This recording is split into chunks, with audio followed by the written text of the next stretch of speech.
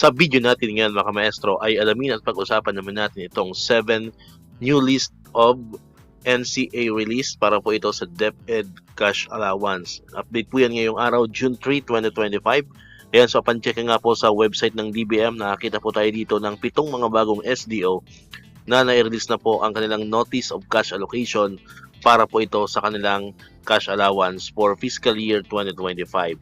Ayan, unahin po natin itong, by the way, ito pong mga SDO na ito ay nagmumula po sa Region 11, po, sa Davao Region. So, ito po, ito pong 7 bagong mga SDO na ito ay nagmumula po sa Region 11, Davao Region. Ayan, unahin po natin ang SDO Davao Oriental. Next po ay ang SDO Davao Occidental. Next is SDO Digo City. Ayan, so congratulations po sa mga kamestro natin yan sa Digo City. Sinusundan po yan ng SDO Panabo City. Ayan. Next is SDO Island Garden City of Samal.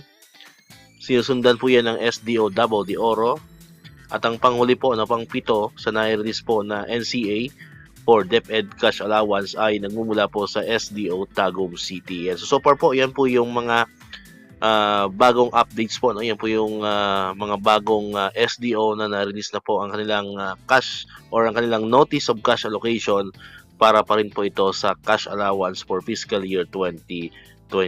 Ayan. So sa mga ibang SDO po, mga ibang region na hindi pa po na-release ang kanilang Notice of Cash Allocation para sa kanilang cash allowance, abang-abang lang po kayo sa channel natin at pag may mga bagong updates po ay agad-agad po natin yung gagawa ng video. Alright, so dito ko natatapos itong ating video ngayon mga maestro. Kung di ka pa nakakapag-subscribe, click mo na ang subscribe button dyan para ikaw yung unang nakapanood ng mga videos na ina-upload natin.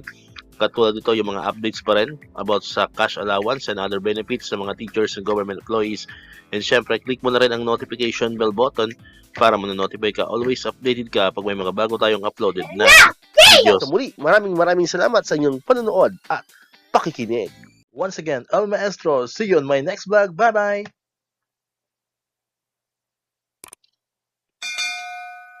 1, 2